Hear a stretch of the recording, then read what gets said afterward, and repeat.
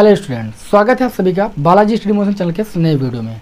Students, आज हम शुरू कर रहे हैं क्लास 12 की एनसीईआरटी मैथ बुक और इसके अंतर्गत आज हम पहले चैप्टर का अध्ययन करेंगे। पहले चैप्टर के अंतर्गत आपको सबसे पहले हम कुछ बेसिक बातें बताएंगे, क्योंकि इस चैप्टर को अच्छे तरीके से अगर आपको समझना है तो इसका बेसिक आना बहुत ज़रूरी है। और इतना बेसिक मत पढ़ डालिए कि आप प्रश्नावली 1.1 को हल भी ना कर पाएँ।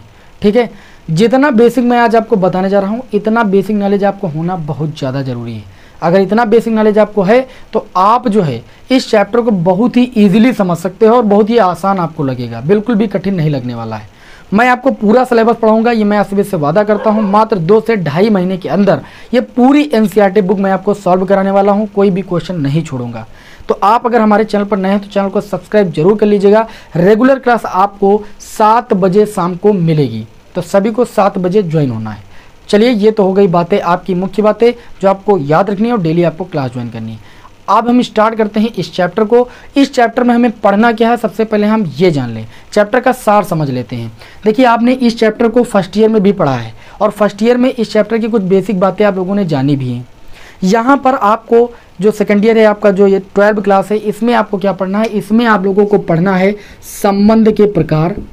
जो पहली प्रश्नावली है वो संबंध के प्रकारों पर ही है। संबंध के यहाँ पर 4 प्रकार आपको पढ़ने हैं मुख्यतः। पहला सतुल्य संबंध, दूसरा सम्मित संबंध, तीसरा संक्रामक संबंध और चौथा तुल्यता संबंध। इन 4 संबंधों पर आधारित एक क्वेश्चन आपके बोर्ड एग्जाम में आना तय है, ये आप लिख के रख लीजिए। ठीक है, ये मैं कह रहा हूँ, एक क्वेश्चन आना ही आना है। पहला टॉपिक ये आपको क्लियर करना है। दूसरा टॉपिक आपको क्लियर करना है कि फलन क्या होता है और फलन के प्रकार। ठीक है, या फलनों के प्रकार। बहुत ही आसान हम कर देंगे इस क्लास को, फलनों के प्रकार को। ठीक है, आप चैनल पर जाकर देख सकते हो, सबसे ज़्यादा ये क्लास हमारी देखी गई है विद्यार्थियों के द्वारा और सभी को समझ में बहुत अच्छा आया है, आप भी देख सकते हो। और मैं तो अभी क्लास आपको प्रोवाइड ही करूँगा। तो फलनों के प्रकार आपको ये दूसरा टॉपिक पढ़ना है। तीसरा टॉपिक इसमें आपको क्या पढ़ना है, फलनों का संयोजन। क्या पढ़ना भाई, फलनों का संयोजन यानी कंपोजिशन ऑफ फंक्शन। ये 3 टॉपिक खत्म हो गए आपके, मान लीजिए चैप्टर आपका खत्म हो गया। ठीक है, तो क्लास 12 में आपको ये 3 टॉपिक अच्छे तरीके से कवर करने हैं। आपका उद्देश्य होना चाहिए हमें इन 3 टॉपिकों को कवर करना है बस। ठीक है ना, तो चलिए शुरू करते हैं आज की क्लास को। ये आपको समझ में आ गया होगा कि ये 3 चीज़ें हमें पढ़नी हैं। तो हम बात अपनी स्टार्ट करेंगे इस चैप्टर में क्रमित युग्म से। ठीक है, क्रमित युग्म से बहुत ज़्यादा बेसिक आपको नहीं बताएंगे, जितना आपके यूज में है केवल उतना ही बेसिक बताएंगे। क्रमित युग्म क्या होता है? क्रमित युग्म एकदम साफ शब्दों में, जैसे मान लीजिए एक सेट आपको दे दिया गया 1, 2, 3, ये आपको एक सेट दे दिया गया और एक सेट आपको बी दे दिया गया 5, 9, ये आपको सेट दे दिया गया। इसके अंदर 2 एलिमेंट हैं। सेट ए से एक एलिमेंट उठा लिया मैंने 1 और सेट बी से मैंने एक एलिमेंट उठा लिया 5 और इसके बीच में हमने कामा लगा दिया और इसको एक कोष्ठक के अंदर लिख दिया, तो ये बन गया आपका क्रमित युग्म। क्या बन गया भाई? क्रमित युग्म। तो क्रमित युग्म क्या होता है आप समझ गए होंगे कि कोई हमारे 2 अरिक्त समुच्चय हों, सेट ए और सेट बी। तो सेट ए का कोई एक अवयव और एक सेट बी का कोई अवयव हो, उसको कामा लगाकर अगर एक कोष्ठक के अंदर हम लिख दें तो वो बन जाता है क्रमित युग्म। क्रमित युग्म का जो पहला अवयव मैंने बताया कि जहाँ पर ये आपका पहला अवयव है 1, ये किससे आपका है? सेट ए से है। और जो दूसरा अवयव है आपका 5, ये किससे बिलोंग करेगा? सेट बी से, तभी ये क्रमित युग्म होगा। क्रमित युग्म की कुछ बेसिक बातें आपको याद रखनी चाहिए। बेसिक बातें कौन सी? आपको ये याद रखना है कि कोई क्रमित युग्म ए कामा बी है, वो कभी भी समुच्चय ए कामा बी के बराबर नहीं होगा। ये समुच्चय है, ये क्रमित युग्म है। क्रमित युग्म में जो अवयव आते हैं वो समुच्चय से, अलग अलग समुच्चय से आते हैं।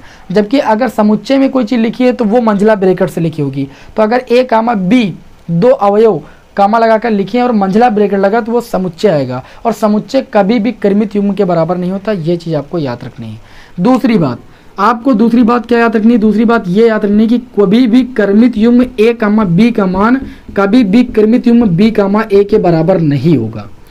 हाँ, ये बराबर हो सकता है। मान लीजिए आपका 2, 2 दे दिया जाए तो ये आपका बराबर हो जाएगा 2, 2 की, लेकिन इसके लिए कंडीशन क्या हुई कि जो ए और बी की वैल्यू यहाँ पर क्रमित युग्म में हुई वो आपस में बराबर हुई, यानी ए का मान भी 2 है और बी का मान भी 2 है, तब तो ये ए कामा बी कामा ए के बराबर हो सकता है।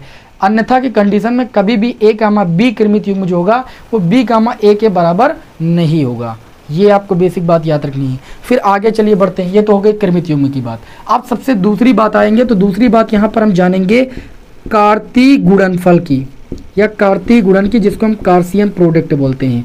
ये बहुत ही इंपॉर्टेंट बात है, इसको भी जानना आप सभी लोगों के लिए बहुत जरूरी है। कार्सियन प्रोडक्ट क्या होता है? कार्सियन प्रोडक्ट वेरी सिंपल। आप क्या कहोगे कि माना हमारे पास दो अरिक्त समुच्चय हैं, एक अरिक्त समुच्चय आपका ए है जिसके अंतर्गत आपके जो अवयव हैं वो ए कामा बी हैं। कितने अवयव हैं? ए कामा बी। और एक हमारे पास समुच्चय बी है जिसके अंदर अवयव उपस्थित हमारे एक्स कामा वाई। ये हमारे दो समुच्चय हैं, एक समुच्चय ए है और एक समुच्चय बी है। ये अरिक्त समुच्चय हैं। आपने क्लास 11th में समुच्चय के प्रकार में अरिक्त समुच्चय की परिभाषा पढ़ी होगी। एक ऐसा समुच्चय जिसमें ऐसा ना हो कि कोई अवयव ना हो, ठीक है, उसमें कोई रिक्त समुच्चय नहीं होना चाहिए, बस वो अरिक्त समुच्चय हो गया। तो इस समुच्चय के अंदर दो एलिमेंट है, यानी एक अरिक्त समुच्चय है, रिक्त समुच्चय नहीं है। तो एक सेट आपका है सेट ए और एक है आपका सेट बी, ठीक, ये दोनों अरिक्त समुच्चय हैं। और अगर हमें इन दोनों समुच्चयों का क्या करना हो भाई, कार्सियन प्रोडक्ट निकालना हो, जिसे हम कार्तीय गुणन कहते हैं, तो कार्सियन प्रोडक्ट निकालने के लिए हम लगाएंगे समुच्चय, और समुच्चय के अंदर हम बनाएंगे क्रमित युग्म। देखिए ए का मल्टीप्लाई बी से करना है तो हमें ए का एक्स से करना होगा, यानी ए के साथ हम एक्स को लिखेंगे क्रमित युग्म के रूप में, कामा लगाएंगे। ए का हम वाई के साथ संबंध दिखाएंगे, ए कामा वाई क्रमित युग्म के रूप में, कामा लगाएंगे। फिर ए का दोनों के साथ हो गया, अब हम बी का एक्स के साथ दिखाएंगे तो ये हो जाएगा बी कामा एक्स। फिर हम बी का दिखाएंगे वाई के साथ, तो ये आपका हो जाएगा बी कामा वाई। इस तरीके से समुच्चय के अंदर अगर क्रमित युग्मों को कामा लगाकर हम लिखते हैं तो ये कहलाएगा कार्सियन प्रोडक्ट, यानी समुच्चय ए का समुच्चय बी से कार्तीय गुणन। बताइए बात समझ में आई कि नहीं समझ में आई? ठीक है। अगर आपको यहाँ पर ये पता लगाना हो कि जैसे मान लीजिए एक समुच्चय आपको ए दे दिया गया, ठीक है, जिसके अंतर्गत 1, 2, 3, 4, 5 इतने एलिमेंट हैं, और एक समुच्चय बी दे दिया गया जिसके अंतर्गत आपका ए, बी, सी ये 3 एलिमेंट उपस्थित हैं। अब कार्सियन प्रोडक्ट दिखाना ए क्रॉस बी, तो 1 का आप ए, बी, सी सबके साथ अलग अलग दिखाओगे क्रमित युग्म के रूप में, फिर 2 का भी सबके साथ दिखाओगे, फिर 3 का भी सबके साथ दिखाओगे, 4 का सबके साथ दिखाओगे, 5 का सबके साथ दिखाओगे, तब जाके कार्सियन प्रोडक्ट होगा ए क्रॉस बी का मान। समझ में आई बात कि नहीं आई? और अगर आपको ये ज्ञात करना हो कि जब हम इस समुच्चय का इस समुच्चय से कार्सियन प्रोडक्ट करेंगे तो उसमें तत्वों की संख्या कितनी होगी या क्रमित युग्मों की संख्या कितनी होगी, जैसे यहाँ पर आपने ए का बी के साथ मल्टीप्लाई किया तो ए में 2 अवयव थे और समुच्चय बी में भी 2 अवयव थे, तो 2 का गुणा करेंगे कितना आएगा 4। तो जब मैंने इनका कार्सियन प्रोडक्ट निकाला तो 1, 2, 3, 4 क्रमित युग्म आए। यानी अगर क्रमित युग्मों की संख्या ज्ञात करना हो कार्तीय गुणन में तो आप पहले से ज्ञात कर सकते हो। समुच्चय ए के एलिमेंट गिन लीजिए, 1, 2, 3, 4, 5 एलिमेंट समुच्चय ए में है। समुच्चय बी में एलिमेंट कितने हैं? 1, 2, 3, तो 5 का 3 से गुणा कर दीजिए, कितना हो जाएगा 15। यानी जब यहाँ पर ए क्रॉस बी का मान निकालेंगे तो इसके अंदर समुच्चय के अंदर कितने आपके क्रमित युग्म आएंगे? 15 क्रमित युग्म आएंगे। और कार्तीय गुणन में आपको कौन सी बात याद रखनी है? कार्तीय गुणन में आपको ये बात याद रखनी है कि कभी भी ए क्रॉस बी का मान बराबर नहीं होता है बी क्रॉस ए के, कि आप ए क्रॉस बी का मान निकाल लिए, कहीं पर बी क्रॉस ए का पूछ लिया जाए तो आप वही लिख दो, ठीक है। ऐसा नहीं कि 3 गुणे 2 बराबर 6 होता तो 2 गुणे 3 बराबर 6 होगा, नहीं। कार्सियन प्रोडक्ट में ये रूल नहीं लागू होता है। ए क्रॉस बी का मान कभी भी बी क्रॉस ए के बराबर नहीं होगा, यानी समुच्चय ए का अगर समुच्चय बी के साथ मल्टीप्लाई कर रहे हैं तो ऐसा नहीं है कि जो हमारा इसमें मिलेगा कार्सियन प्रोडक्ट में वही बी का ए के साथ मल्टीप्लाई करने पर मिलेगा, ये कोई भी जरूरी नहीं है। ये इतनी बात आपको याद रहेगी क्रमित युग्म और कार्सियन प्रोडक्ट की, उम्मीद करता हूँ कि याद रहेगी। अब हम आगे बढ़ेंगे इसी क्रम में और आगे आप लोगों को ये बताएंगे कि क्या बताएंगे भाई, अब हम आगे बढ़ेंगे और आप लोगों को एक और बेसिक बात बताएंगे प्रांत, सह प्रांत और परिसर के बारे में। 1 मिनट में बात को अपनी समाप्त करेंगे और आप जिंदगी भर प्रांत, सह प्रांत और परिसर के बारे में नहीं भूलोगे। ऐसे तरीके से ही आपको यहाँ पर हम बता देंगे, ठीक है, सबसे आसान भाषा में। अगर समझना है तो पूरी क्लास को करो, 10 मिनट या 5 मिनट या 2 सेकंड करने से आपको कुछ समझ में नहीं आने वाला है। देखिए यहाँ पर आगे हमारी जो अगली बात होगी वो होगी प्रांत पर, नंबर 2 पर सह प्रांत, ठीक है, और नंबर 3 पर हम बताएंगे आपको परिसर के बारे में। ये आपको कैसे पता लगाना है। एक मान लीजिए आपका समुच्चय ए है, वो सेट ए टू बी, एक संबंध जो है वो समुच्चय ए टू बी हमारा डिफाइन है। एक संबंध है, एक रिलेशन है जो कि समुच्चय ए से समुच्चय बी में क्या है, परिभाषित है। समुच्चय में ए में हमारा 1 2 3 4 एलिमेंट है, जबकि समुच्चय जो बी है, समुच्चय जो बी है उसके अंतर्गत हमारे ए कामा बी कामा सी कामा डी कामा ई कामा एफ इतने सारे एलिमेंट हैं। क्लियर? तो जो ये कोई संबंध अगर समुच्चय ए से समुच्चय बी में हमारा परिभाषित, ये समुच्चय बी है हमारा, ये समुच्चय ए, तो जो समुच्चय ए के अवयव होते हैं ये सारे अवयव, एक अगर इनको हम एक मंजिला ब्रैकेट के अंदर लिख दें 1 कामा 2 कामा 3 कामा 4, तो इनको हम क्या बोलेंगे, इनको हम ये बोलेंगे कि ये है हमारे क्या भाई, प्रांत। क्या है भाई, प्रांत। याद रहेगा, अगर कोई संबंध समुच्चय ए से समुच्चय बी में परिभाषित है तो समुच्चय ए के सभी अवयव क्या कहलाते हैं भाई, प्रांत कहलाते हैं। और जो समुच्चय बी के सभी अवयव होते हैं, जैसे इस समुच्चय बी के सभी अवयवों को ऐसे लिख दें ए कामा बी कामा सी कामा डी कामा ई कामा एफ, ये क्या कहलाएंगे, आपके सह प्रांत कहलाएंगे। तो प्रांत सह प्रांत को तो आप कभी नहीं भूलोगे। कोई संबंध समुच्चय ए से बी में परिभाषित तो समुच्चय ए के जितने भी अवयव होंगे वो प्रांत होंगे, समुच्चय बी के जितने अवयव होंगे वो सह प्रांत होंगे। अब समुच्चय ए का कोई एलिमेंट किस प्रकार से संबंध रख रहा है समुच्चय बी से, अगर ये आपको पता हो, जैसे मान लीजिए ए का संबंध किससे है, 1 का संबंध ए से है, 2 का संबंध सी से है, 3 का संबंध डी से है, 4 का संबंध एफ से है। ठीक, तो ये जो जिसका रिलेशन, जैसे रिलेशन है 1 का ए से रिलेशन है, 2 का सी से, 3 का डी से, 4 का एफ से, तो ये हमारे जो अवयव हैं ये हमारे प्रतिबिंब अवयव हैं। इन अवयवों का ये क्या है, इमेज अवयव यानी प्रतिबिंब अवयव हैं। तो जो बात यहाँ पर तीसरे नंबर की आती है परिसर की, परिसर में आपको एक वर्ड याद रखना है कि जो हमारे प्रतिबिंब अवयव होते हैं, यानी जो संबंध बना रहे हैं, ध्यान दीजिएगा, जो अवयव समुच्चय ए के अवयव से रिलेट है, रिलेशन में है, संबंध में है, या प्रतिबिंब है समुच्चय ए के अवयव का, वही परिसर में होंगे। मतलब कहने का मतलब ये है कि देखा जाए तो इसमें देखिए 1 का रिलेशन ए के साथ है, तो ये आपका हो गया इमेज अवयव, तो समुच्चय के अंदर इसको ए को लिखेंगे। यहाँ पर अगर हम बात करें कि जो हमारा दूसरा अवयव है, दूसरा अवयव क्या है भाई, सी है, जो कि समुच्चय ए के 2 से संबंधित है, तो हम सी लिखेंगे, जबकि बी यहाँ पर संबंधित किसी से नहीं है तो बी को नहीं लिखेंगे। 3 का संबंध डी से है तो यहाँ पर लिखेंगे डी को। एफ का संबंध 4 से तो यहाँ पर लिखेंगे एफ को। अब ये जो एलिमेंट हमें मिले ये प्रतिबिंब अवयव मिले समुच्चय ए के अवयवों का, तो इनको क्या बोलेंगे हम, परिसर बोलेंगे। और सह प्रांत में जो प्रतिबिंब हैं और जो नहीं उनको सबको मिलाकर सह प्रांत में लिखा जाता है। तो अब तो जिंदगी भर नहीं भूलोगे आप कि प्रांत क्या है, सह प्रांत क्या है और परिसर क्या है, और भूलना भी नहीं, ठीक है ना। अब चलिए आगे बढ़ते हैं, मेरा मेन टॉपिक शुरू होता है संबंधों के प्रकार। भाई चलिए भाई शुरू करते हैं, है ना।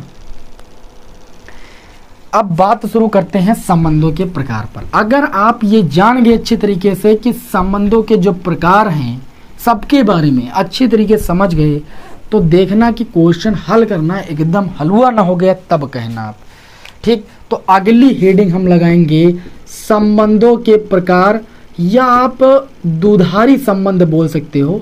संबंधों के प्रकार, जो दुधारी संबंध होते हैं वो भी 4 प्रकार के ही होते हैं, और हमारे सिलेबस में भाई दुधारी संबंध ही हैं। कौन कौन से संबंध हैं? पहला संबंध है आपका स्वतुल्य संबंध। क्या होता है भाई? स्वतुल्य संबंध। तो हम सबसे पहले आपको बताएंगे स्वतुल्य संबंध के बारे में, ठीक है ना। 4 संबंध होते हैं, स्वतुल्य संबंध, सम्मित संबंध, संक्रामक संबंध, तुल्यता संबंध। ये चारों संबंध दुधारी संबंध कहलाते हैं। दुधारी संबंध क्या होता है आप सोच रहे होंगे। दुधारी संबंध वो संबंध होता है जैसे कोई संबंध जो है वो समुच्चय ए से ए में ही परिभाषित है। कोई एक, जैसे अभी तक कोई रिलेशन दिया होता था तो सेट ए टू बी होता था, कोई संबंध जो होता था वो समुच्चय ए से बी में परिभाषित है, तो वो दुधारी संबंध नहीं कहलाएगा। और ये चीज़ आपको पढ़ना भी नहीं है पहली प्रश्नावली में। पहली प्रश्नावली में हो सकता है किसी क्वेश्चन में सेट ए टू बी कोई संबंध दिया जाए, लेकिन यहाँ पर थोड़ा ध्यान दीजिएगा। देखिए यार लाइट डाउन है इसलिए थोड़ा सा टिप मार देता है, तो इसमें आप टेंशन नहीं लेना। तो यहाँ पर मैं बता रहा था कि यहाँ पर जो भी संबंध पढ़ने हैं उसमें जो भी संबंध होगा वो सेट ए टू ए ही डिफाइन होगा। कोई भी जो भी संबंध होगा वो एक समुच्चय से एक समुच्चय, उसी समुच्चय पर ही परिभाषित होगा। यहाँ पर जैसे हमें पढ़ना है सतुल्य संबंध, सम्मित संबंध, संक्रामक संबंध, तुल्यता संबंध, तो ये चारों संबंध हमारे द्विधारी संबंध होते हैं। ठीक है, इसमें जो भी संबंध होगा वो एक ही समुच्चय पर क्या होगा भाई, परिभाषित होगा, यानी समुच्चय ए से ए पर ही कोई संबंध दिया जाएगा, इसीलिए इन संबंधों को हम द्विधारी संबंध बोलते हैं। तो सतुल्य संबंध में क्या होता है कि एक कोई संबंध है जो कि समुच्चय ए पर इस प्रकार है कि प्रत्येक अवयव स्वयं से संबंधित है। ठीक है, आप कहोगे यहाँ पर प्रतीकात्मक रूप में लिख देते हैं कि अगर x कामा x बिलोंग करता है दिए गए रिलेशन में, x कामा x का मतलब क्या है, कोई अवयव वो स्वयं का क्या हो, प्रतिबिंब अवयव। जैसे देखिए x का प्रतिबिंब अवयव x ही है। ठीक है, यानी प्रत्येक अवयव स्वयं से संबंधित हो तो वह संबंध क्या कहलाता है, सतुल्य संबंध कहलाता है। लेकिन जो ये अवयव हो वो किससे बिलोंग करे, दिए गए सेट से। तो जैसे एक समुच्चय ए पर कोई संबंध इस प्रकार हो कि उसका प्रत्येक अवयव, उस समुच्चय का प्रत्येक अवयव स्वयं से संबंधित हो, तो वह संबंध आपका कौन सा संबंध कहलाता है, स्वतुल्य संबंध कहलाता है। भाई क्लियर हुई बात? अभी कहाँ क्लियर हुई होगी, अभी तो एग्जाम्पल लेंगे तभी तो बात क्लियर होगी। जैसे मैंने कहा कि मैं एकदम क्लियर करके ही मानूंगा, ये क्लास आपको एकदम आसान लगेगी, आप देख लेना। सतुल्य संबंध में जैसे मैं एक प्रश्न लेता हूँ, एक किताब से ही प्रश्न लूंगा जिससे कोई दिक्कत ना हो। जैसे मान लीजिए एक समुच्चय में मान लेता हूँ, यदि एक समुच्चय ए दे दिया गया, उसके अंतर्गत 1, 2, 3 अवयव हैं, तो इस समुच्चय पर आधारित एक जो है हमें एक रिलेशन दे दिया गया। ठीक, इस समुच्चय पर परिभाषित हमें एक संबंध दे दिया गया इस तरीके से 1, 2, 3, 3। तो आप यहां पर देख रहे हो इस समुच्चय में कितने एलिमेंट थे, 1 था, 2 था, 3 एलिमेंट थे, और तीनों एलिमेंट इस रिलेशन में स्वयं से संबंधित हैं। कैसे? जो 1 था वो देखो 1 से संबंधित है, दूसरा अवयव 2 था, 2 से संबंधित है, तीसरा अवयव 3 था, 3 से संबंधित। तो जब प्रत्येक अवयव स्वयं से संबंधित हो जाए, समुच्चय ए के सभी अवयव स्वयं से संबंधित हो जाएं, तो वह सतुल्य संबंध हो जाएगा। तो ये संबंध क्या होगा भाई, स्वतुल्य संबंध होगा। क्यों? आप लिखोगे चूंकि 1, बिलोंग करता है दिए गए रिलेशन में, 2, यानी इसमें दूसरा अवयव 2 है तो 2 भी बिलोंग करता है दिए गए रिलेशन में, तीसरा अवयव 3 भी बिलोंग कर रहा है दिए गए रिलेशन में। और सतुल्य संबंध में यही तो बताया गया कि x, बिलोंग करे दिए गए रिलेशन में, जो अवयव हो उसका प्रतिबिंब अवयव भी वही हो और बिलोंग करेगी दिए गए रिलेशन में। देख सकते हो ये भी रिलेशन में है, इसका मतलब ये क्या है, यह आपका r क्या है भाई, स्वतुल्य है। क्या है भाई, r का मतलब रिलेशन, संबंध क्या है भाई, स्वतुल्य है। ये एक स्वतुल्य संबंध है। बात समझ में कि नहीं? जैसे हम बात करें यहाँ पर आपको समुच्चय ए दे दिया गया, अब ये मान लीजिए R1 रिलेशन था, एक R2 रिलेशन मैं आपके सामने बनाता हूँ।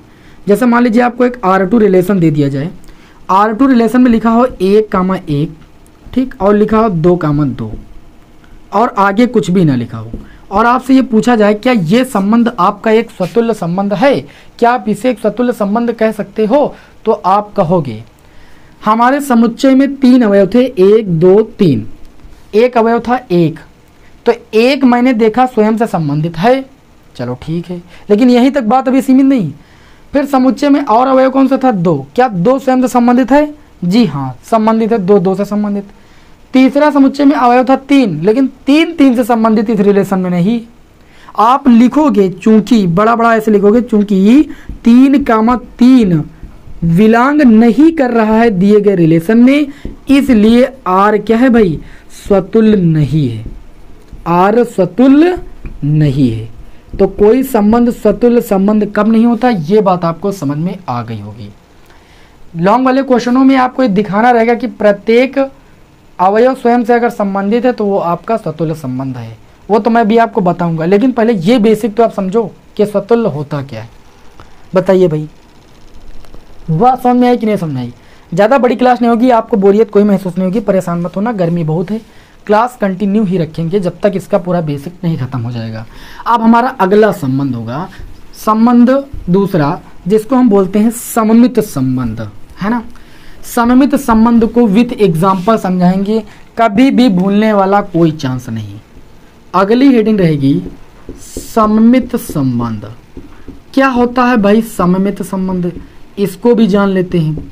बहुत ही आसान शब्दों में सममित संबंध की परिभाषा में यह कहा गया कि कोई संबंध समुच्चय ए पर इस प्रकार परिभाषित है कि समुच्चय का जो एलिमेंट है, पहला एलिमेंट वो दूसरे एलिमेंट से संबंधित है, दिए गए रिलेशन में बिलोंग करता है, तो दूसरा एलिमेंट भी यानी y भी x से रिलेशन में होना चाहिए, संबंध रखना चाहिए। कहने का मतलब अगर x y से संबंधित है तो y भी x से संबंधित होना चाहिए।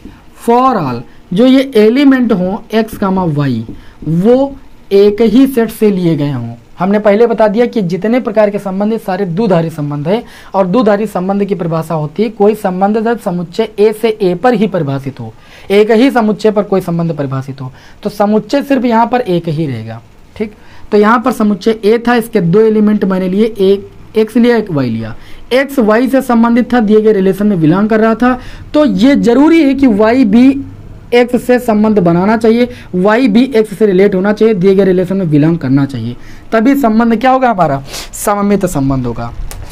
एग्जाम्पल लें तभी भी समझ में आ जाएगा। जैसे एक प्रश्न की हम यहाँ पर बात कर रहे हैं, एक प्रश्न की बात कर रहे हैं, अभी आपको पूरी बात समझ में आ जाएगी।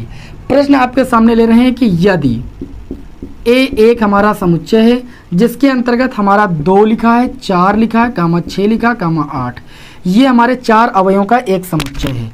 अब इसमें हमें क्या किया गया है, एक रिलेशन दिया गया है।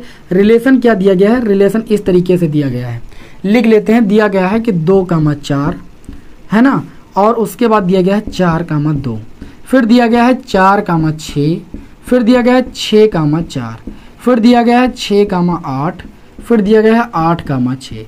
एक रिलेशन ऐसे दिया गया है, और एक रिलेशन R2 इस तरीके से दिया गया है, जरा ध्यान दीजिएगा। दिया है 2, 4, 4, 2 ये दिया गया, और क्या दिया गया भाई, 4, 6 दिया गया। क्या दिया गया, 4, 6 दिया गया, और उसके बाद दिया गया 2, 8 दिया गया, फिर क्या दिया गया प्रश्न में, 8, 2 दिया गया।